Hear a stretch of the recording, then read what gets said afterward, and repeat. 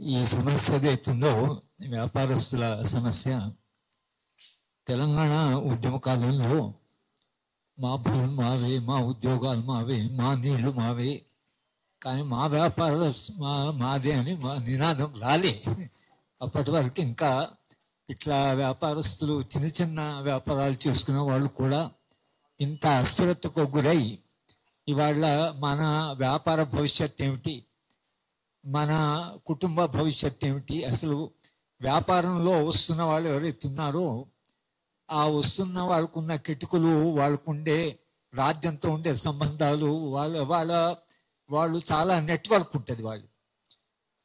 నాకు మొదట ఈ చిన్న చిన్న వ్యాపారస్తులు దెబ్బతింటారు అన్నప్పుడు మా చిన్నప్పటి అనుభవము మా గ్రామ అనుభవం ఇంకా ఈ వ్యాపారస్తులు మార్వాడి లాంటి వాళ్ళు ఇంకా మా గ్రామానికి దాకా రాలేదని నేను అనుకుంటున్నాను. 5-6 దుకాణాలు చిన్న చిన్న వ్యాపారాలు.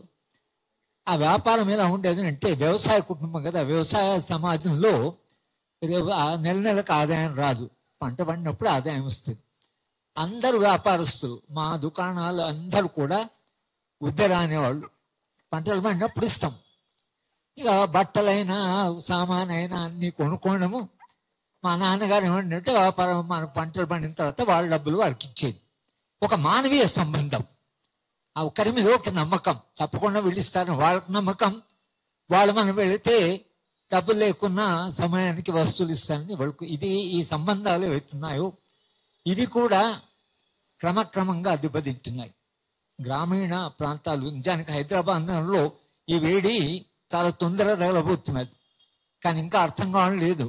ఈ అమెజాన్ ఇది వచ్చిన తర్వాత సెల్ ఫోన్తో ఈ వస్తువు కావాలంటే వచ్చేస్తున్నది ఇంటికి. మా ఇంట్లో సగము సామాను అంత మొత్తం ఈ ద్వారానే అమెజాన్ గిగ్ వర్కర్స్ పెట్టుకున్నారు, వాళ్ళు అమ్ముతున్నారు. పుస్తకాలు అమ్మేవాళ్ళు కానీ, వస్తువులు అమ్మేవాళ్ళు కానీ, ఏదైనా అది వస్తున్నది. హైదరాబాద్ ఉండే వ్యాపారస్తులంతా ఏమవుతారు, చిన్న చిన్న దుకాణాలన్నీ మూతపడతాయి, ఇక వాళ్ళకు వేరే మార్గం లేదు. ఇది బిగ్ క్యాపిటల్ అంటారు. చాలా సంపద, చాలా పెట్టుబడి ఉన్న వాళ్ళు ఎప్పుడైతే వ్యాపారంలోకి వస్తారో అప్పుడు మన చిన్న వ్యాపారాలు బాగా దెబ్బతింటాయి. ఇది ఒక పెద్ద మార్పు వచ్చింది సమాజంలో. ఇప్పుడు మొత్తంగా నేను ఆర్థిక వ్యవస్థ వచ్చిన మార్పులు చెప్పడానికి ఇది సమయం కాదు. ఎప్పుడైనా సందర్భం వచ్చినప్పుడు మనం మాట్లాడుకోవాలి, కానీ చాలా పెద్ద మార్పు వచ్చింది. అయితే ప్రధానంగా మిత్రులు మాట్లాడుతా అని చెప్పారు, తమిళనాడులో ఈ వ్యాపారస్తులు, ఉత్తర భారతదేశం నుంచి వచ్చిన వ్యాపారస్తులు అక్కడ ఎక్కువ లేరు.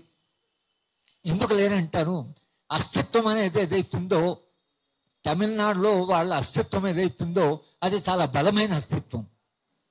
మన తెలంగాణ రాష్ట్రం వచ్చిన తర్వాత టిఆర్ఎస్ పార్టీ అది భారతీయ రాష్ట్ర సమితి అయినప్పుడు లేదా అవుతున్న సందర్భంలో తెలంగాణ అస్తిత్వం ఏమైందని నేను ఒక వ్యాసం కూడా రాశాను. ఏమైంది మన తెలంగాణ వాళ్ళకి? ఇంత తెలంగాణ అని పోరాటం చేస్తే తెలంగాణ వచ్చిన తర్వాత మీరందరూ ఉద్యమంలో పాల్గొన్న, ఉద్యమానికి సానుభూతి తల్లి కూర్చున్న వాళ్ళందరూ కనుక ఎవరో వచ్చి మన వ్యాపారాన్ని లేదా మన భూములని, మన సంపదని, మన ఆస్తులని వాళ్ళు వస్తున్నప్పుడు ఒక వాదన ఏమిటంటే భారతదేశం ఒకటే దేశం కనుక ఎవరైనా ఎక్కడికైనా పోవచ్చు. ఆల్రెడీ భారతీయ జనతా పార్టీ నుంచి నేను ఒక మిత్రుడు అదేంటే అసలు ఎవరైనా ఎక్కడైనా వ్యాపారాలు చూసుకోవచ్చు, భారతదేశం ఒకటే దేశం కదా అని అంటున్నాడు. అది నిజమే, కానీ అందరి వ్యాపారస్తు సమానంగా లేదు కదా, అందరికి సమానమైన పెట్టుబడి లేదు కదా, అందరికీ సమానమైన రాజకీయమైనటువంటి మనకు ప్రభావం లేదు కదా. ఇది మనం లేకపోతే మీరు దేశం ఒకటే ఎక్కడైనా అంటే తెలంగాణ కొరకు ఎందుకు పోరాటం చేసినట్టు? దేశంలో తెలంగాణ భాగమే కదా, పక్కకు తెలంగాణ మాట్లాడేవాళ్ళే కదా, వాళ్ళకు వ్యతిరేకం కూడా మనము లేదు, మీరు చక్రం నడపడానికి వీలు లేదు, మీరు పోవాల్సిందే మా రాష్ట్రం మాది, మా పాలన మాది అని మనం పోరాటం చేసినాం కదా.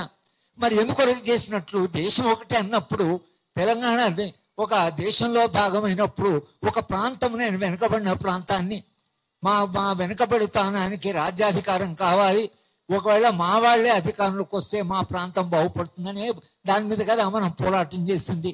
అయినప్పుడు తెలంగాణ వెనుకబాటుతనకు పోరాటం జరిగితే తెలంగాణలో ఉండే వ్యాపారస్తులు, చిన్న చిన్న వ్యాపారస్తులు, వాళ్ళు తెలంగాణలో భాగమే కదా. అట్లా కాస్త చిన్న వ్యాపారాలు చేస్తూ ఎవరైతే తమ కుటుంబాన్ని నడుపుకుంటున్నారో ఆ వ్యాపారస్తులు దెబ్బతింటే తెలంగాణ దెబ్బతింది అన్నప్పుడు, కింది వాడు దెబ్బతిన్నప్పుడు ఆ ఫీలింగ్ లేకపోతే చురుక మనకు తగలకపోతే ఎందుకు పోరాటం చేసినట్లు తెలంగాణ కొరకు?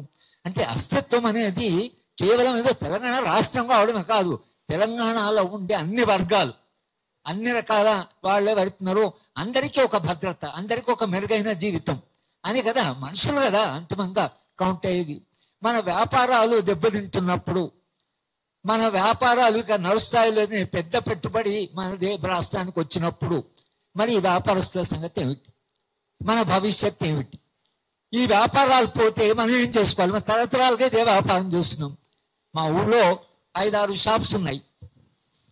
వాడు పిల్లలు, రామలింగం అని మా క్లాస్మేట్ ఉండేవాడు, ఆయన హై స్కూలు ఇంకా పూర్తిగా కాకముందే ఆ తండ్రి అన్న బాగానే చదువుతున్నాడు మీ అబ్బాయి అంటే, మాకెందుకయ్యా చదువు, మా వ్యాపారం చేసుకుంటే వాడు మా వ్యాపారం కోసం వ్యాపారం తీసుకుపోయాడు అబ్బాయిని. ఇంకా వేరే ఉద్యోగాలు కూడా రాలే చాలా మంది. పిల్లలు తమ వ్యాపారం చేసుకుంటారని వ్యాపారంలోకి తీసుకెళ్ళారు.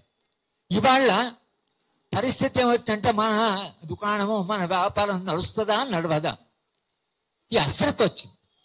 నేను ఆ మధ్యన ఔరంగాబాద్ వెళ్తుంటే ఒక ట్రైన్లో ఒక వ్యాపారస్తుని నా పక్క కూర్చున్నాడు, చిన్న వ్యాపారమే. అంటే మీ వ్యాపారం ఎట్లా నడుస్తుంది అని అడిగాను. అంటే ఆయన చాలా విచిత్రంగా చెప్పాడు, సార్ ఈ లక్ష్మి అని ఉంది అది కదా, చెప్పుల చిత్రాలు సార్, ఆమె ఎవరి దగ్గర ఉంటుందో, ఎక్కడ పోతుందో, ఎంతకాలం మా ఇంట్లో ఉంటుందో తెలియదు. మీది సరస్వతి, ఆమె మీ దగ్గర ఉందంటే మీకు ఈ జీవితం అంతా జ్ఞానం ఉంటుంది. మా దట్ట కాదు, మా బతికట్లా అంటే ఎప్పుడు నడుస్తుందో, ఎప్పుడు ఏమవుతుందో, లాభం వస్తుందో, నష్టం వస్తుందో, నడుస్తుందో నడవదో, ఈ అస్థిరత. అంటే ఈ దుకాణం నడుస్తుందా లేదా, లేదా ఈ వ్యాపారం నడుస్తుందా లేదా అని ఒక అస్థిరత వచ్చింది. అది ఇప్పుడు వాళ్ళ మొదటిసారిగా మీరందరూ కలిసి ఇది ఏదైనా మనం చేయాలి, లేకపోతే మన భవిష్యత్తు ఏమిటనే ఆందోళన మిమ్మల్ని నన్ను ఇక్కడ తీసుకొచ్చింది. మిత్రులందరూ కలిసి దీని గురించి తప్పకుండా, ఎందుకంటే వ్యాపారంలో ట్రేడింగ్లో చాలా మంది ఉన్నారు. ఎందుకంటే ప్రతి గ్రామంలో 5-6 కుటుంబాలు ఉన్నా కూడా మొత్తం తెలంగాణలో వ్యాపారస్తుల సంఖ్య లక్షల్లో ఉంటుంది. వీళ్ళు దెబ్బతిన్నారు అనుకోండి, ఎక్కడ పోవాలి వీళ్ళు? ఈ ప్రశ్న వస్తున్నది. మార్వాడీలు అని కాదు, ఆ ఉత్తర భారతదేశం నుంచి వచ్చే మార్వాడీలకు ఏదైతుందో వాళ్ళు ఒక భావజాలంతో వస్తారు, వాళ్ళకు లాభాలు ఎట్లా చేసుకోవాలని తెలుసు, వాళ్ళ రాజకీయ నాయకులను ఎట్లా నడపాలని తెలుసు, అది పిన్న డిపార్ట్మెంట్లను ఎట్లా ప్రభావం వాళ్ళకి తెలుసు. చాలా కిటుకులు వాళ్ళు, ఎందుకంటే చాలా కాలంగా వ్యాపారాలు చేస్తున్నారు. వ్యాపారాలు చేస్తూ వాళ్ళకి మొత్తం కిటుకులు తెలుసు. మన వ్యాపారం చాలా సింపుల్, మన వ్యాపారం పెట్టుకున్నామా, మనకు వచ్చే కాస్త లాభంతో కుటుంబం నడుస్తున్నది. కానీ గ్రామంలో ఉండేటువంటి సంబంధాలన్నీ మారిపోయాయి. ఇప్పుడు పట్టణం షాద్నగర్లో ఈ మార్వాడి కూడా చాలా, మేము చిన్నప్పుడు కాదు మాకన్నా ముందు తరం నుంచి వచ్చారు. ఇవాళ మా గ్రామస్తులు కొందరు వచ్చారు.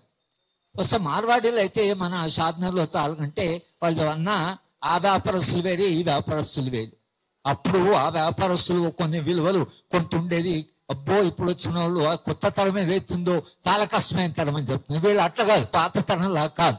ఇప్పుడు మాట్లాడుతుంటే అందరికీ అర్థమైపోయింది ఏంటంటే ఈ వస్తున్న తరము చాలా స్వార్థమైన తరం. అంటే ఇక వాళ్ళు ఎవరైనా అమ్ముడు కానీ ఏమైనా కానీ, ఇక అప్పులు ఇచ్చారనుకోండి, వెనకటికి అప్పులు ఇస్తాయా తీరు అంటే పోయిన సంవత్సరం నువ్వు వచ్చే సంవత్సరం ఇవ్వనొచ్చు. ఇప్పుడు అట్లా కాదు, గుండాలం పెట్టి బెదిరించి అది అప్పులు వసూలు చేయడంలో మా రవి ఇక్కడ కూర్చున్నాడు. వ్యాపారస్తులు అప్పులు తీసుకున్నప్పుడు, ప్రైవేట్ అప్పులు తీసుకున్నప్పుడు రైతు ఆత్మహత్యలు చేసేదాకా అది పోతున్నది. కనుక ఇవాళ మనం ఈ చిన్న వ్యాపారం ఏదైతుందో ఈ వ్యాపారస్తులని, ఈ వ్యాపారాన్ని కాపాడుకోండి ఎట్లా. ఇవాళ తెలంగాణ ప్రభుత్వాన్ని మనం అడుగుతున్నది ఏంటంటే, తెలంగాణ రాష్ట్రం కొరకు మనం పోరాటం చేసింది అన్ని రంగాలని కాపాడుకోవడం కొరకని. ఇక్కడ ఉన్నటువంటి తెలంగాణ వాళ్ళు ఎవరైతున్నారో కాస్త మెరుగైన జీవితం కొరకని మనం రాష్ట్రం కొరకు పోరాటం చేసాము, రాష్ట్రం వచ్చింది. ఇవాళ మీ సమస్య ముందుకు వచ్చింది. మన వాళ్ళ ప్రభుత్వాన్ని అడుగుతున్నామంటే మరి మా సంగతి ఏమిటి, మా భవిష్యత్తు ఏంటి, మా వ్యాపారం సంగతి ఏంటి? ఎవరో వచ్చి ఇక్కడ వ్యాపారం పెడుతున్నారు, వాళ్ళకు పెద్ద పెట్టుబడి ఉంది, వాళ్ళకి చాలా లింక్ వేస్తున్నాయి. వాళ్ళు చేసినప్పుడు చిన్న వ్యాపారస్తుల, తెలంగాణలో చిన్న వ్యాపారస్తుల భవిష్యత్తు ఏమిటి? ఇది మనం వాళ్ళ ఇక్కడ అడగడానికి వచ్చాం. ఈ వ్యాపారాన్ని కాపాడతారా లేదా? స్థానికులు ఏ వ్యాపారం చేస్తున్నారో ఆ స్థానికుల వ్యాపారాన్ని వాళ్ళని కాపాడతారా లేదా? రాజ్యము లేకపోతే స్టేట్ ప్రభుత్వాలు ఏవైతున్నాయో అవి ఇప్పుడు ఏం పాత్ర నిర్వహించాలనేది పరిష్కార మార్గం. పరిష్కార మార్గం ఏంటంటే ఈ వ్యాపారస్తులు ఎవరైతే ఈ ప్రాంత వ్యాపారస్తున్నారో వాళ్ళని రక్షించడం ఎట్లా, ఆ వ్యాపారాన్ని కాపాడడం ఎట్లా. మీరు జిఎస్టీ తీసుకొచ్చారు, జిఎస్టీ వల్ల ఏమైంది, అది సెంటర్కి వెళ్ళిపోయింది, వాడు అక్కడి నుంచి వేస్తాడు. ఇక్కడ ఉంటే మన రాష్ట్ర ప్రభుత్వంతో ఒకవేళ ట్యాక్స్ లెక్కేస్తే ఇది చాలా కష్టమైన పోరాటం చేయవచ్చు. ఇప్పుడు అది పెద్ద పోరాటం, అది ఇదే దేశవ్యాప్తంగా పోరాటం. అంటే మొత్తంగా అధికారం అంతా కేవలం సెంటర్లో సెంట్రలైజ్ అయిపోయింది. ఇక్కడ రాష్ట్ర స్థాయిలో నిర్ణయాలు తీసుకునే అధికారమే తగ్గిపోయింది. అయినా మనం ఇవాళ వెనుకబడిన ప్రాంతంలో ఉండేటువంటి వ్యాపారస్తులు కానీ, మీరెందుకు ఒక వ్యాపారమే కాదు, మన చేతి పరిశ్రమలు ఏమయ్యాయి, మా గ్రామంలో ఉండే చేనేతి పనుల వాళ్ళు ఏమయ్యారు, నూనె తీసే వాళ్ళు ఏమయ్యారు, అసలు కుమ్మరి వాళ్ళు ఏమయ్యారు, ప్లాస్టిక్ వచ్చింది కుమ్మరి వాళ్ళు అందరూ కోల్పోయారు. ఇక చేనేత కార్మికుల సమస్య అయితే మాకు చెప్పడానికి వీళ్ళు ఎన్ని ఆత్మహత్యలు జరిగాయి. ఒక్క రంగం కాదు, అన్ని రంగాల్లో ఒక పెద్ద సంక్షోభం వచ్చింది. దీనికి కారణాలు అవి అంతర్జాతీయంగా ఉన్నాయి, జాతీయంగా ఉన్నాయి, ఒక ఆర్థిక నమూనాలో ఉన్నాయి. కారణాలు ఎక్కడో ఉన్నాయి. కారణాలు ఏమైనా కూడా కింది నుంచి ఉద్యమం లేకపోతే మనం కాపాడుకోవడం సాధ్యం కాదు. మనము మన సమస్య ఉందని అడగకుండా తెలంగాణలో ఉట్టుకెళ్ళాలి కదా, తెలంగాణ పోరాటం చేస్తే వచ్చింది కదా, కొందరైతే ప్రాణాలు ఇచ్చి కదా తెలంగాణ తీసుకొచ్చింది.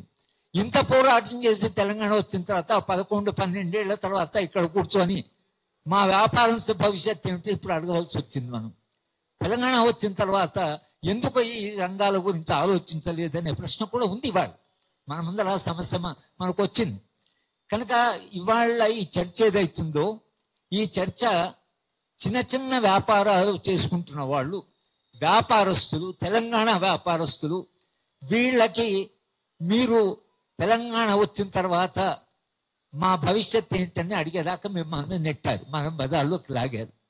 ఆయన ఫ్రెండ్ ఒకటి అన్నాడు, హింస గురించి చెప్పాడు. హింస అంటే చంపుకుంటూ కొట్టుకునే కాదు.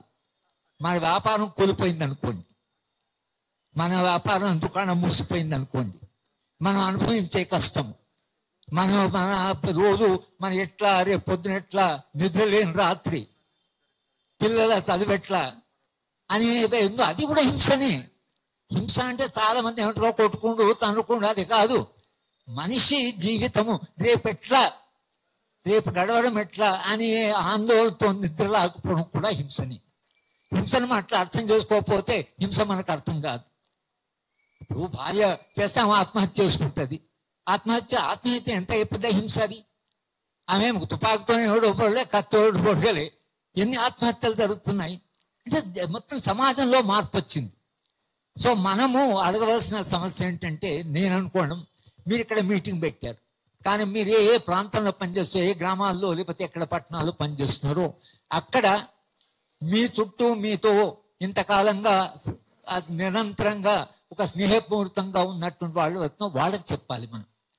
అది ఎక్కడి నుంచో కింది నుంచి మన వ్యాపారస్తులు ఇంతకాలంగా మన నమ్మకంతో ఉన్నాము, వాళ్ళ మీద మనకు నమ్మకం ఉంది, వాళ్ళ మీద మనకు ఈ నమ్మకము మ్యూచువల్ ట్రస్ట్ అంటాం.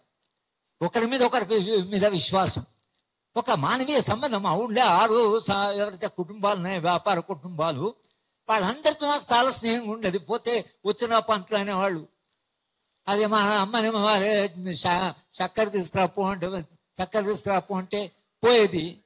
చక్కెర తీసుకున్నాక మా అమ్మ డబ్బులు తర్వాత ఇస్తామని చెప్పంటే, డబ్బుల తర్వాత సరే రేపు ఇత్తులు కానీ వచ్చినప్పుడు ఇత్తులు కానీ. ఈ నమ్మకం ఏదైతుందో ఇవాళ ఉందా? అది ఎవరైనా మీరు మీ వ్యాపారంలో ఎవరైనా తర్వాత మీరు అంటట్లేదు, తర్వాత ఇస్తామని వాళ్ళు అంటే ఈ మానవ సంబంధం ఏదైతుందో అదే మీకు వాళ్ళ పెద్ద వనరు. మీకుండే పెద్ద వనరు ఏంటంటే మన వ్యాపారం, మన గ్రామంలో ఉండే ఇవన్నీ కూడా ఎవరో వాళ్ళు వస్తున్నారు, వాళ్ళు చాలా పెద్ద పెట్టుబడితో వస్తున్నారు. ఇక్కడ మీ దుకాణాన్ని ఈజీగా కొనేస్తారు. మేము 10 లక్షలు అంటే 20 లక్షలు ఇస్తాడు. దుకాణం పోయిన తర్వాత మనకు అర్థమవుతుంది. భూములు అంతే అయినాయి కదా, 10 లక్షల వరకు రైతు 10 లక్షలు వస్తున్నాయనే వరకు 10 లక్షల భూమి పోయింది.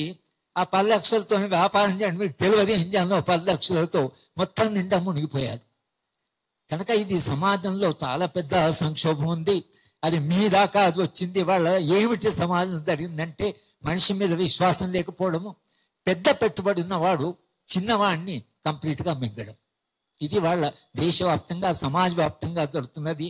అది వాళ్ళ మన అనుభవంలో కూడా వచ్చింది. కాబట్టి ఈ విషయాలు కొత్త సమస్య కొంత మనం అర్థం చేసుకుంటూ ప్రజలని మొబిలైజ్ చేయడం. ఇప్పుడు కండక్టర్లు సమ్మె చేశారు. కండక్టర్లు సమ్మె చేసినప్పుడు నన్ను కూడా రమ్మన్నారు. నేను మీకు కష్టం ఉన్నదని రోజు మీరు బస్సులో టికెట్లు ఇస్తున్న ప్రయాణికులు ఎప్పుడైనా చెప్పలేదు సార్. ఏం చెప్పలేదు. ప్రయాణికులకు రోజు మా కండక్టర్కి సమస్య ఉందంటే మీకు ఎంత సపోర్ట్ ఉండేది బయట సమాజంలో. అయ్యో కండక్టర్ ఇంత సమస్య ఉందట, డ్రైవర్లకి ఇంత సమస్య ఉందట అని మనం చెప్పకపోతే, ప్రజాభిప్రాయం నిజంగానే మన చిన్న వ్యాపారాలు కోల్పోతే తెలంగాణ ఏమవుతుంది అని మనం ఒకవేళ అనిపించగలిగితే ఈ సమస్య తప్పకుండా పరిష్కారం అవుతుంది. ఏదో ఒక రకంగా ఒక చట్టం వస్తుంది.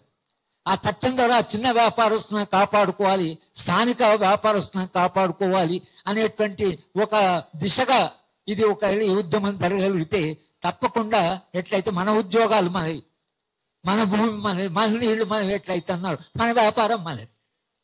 మన వ్యాపారం చేసే వ్యాపారం అవుతుందో అది తెలంగాణ.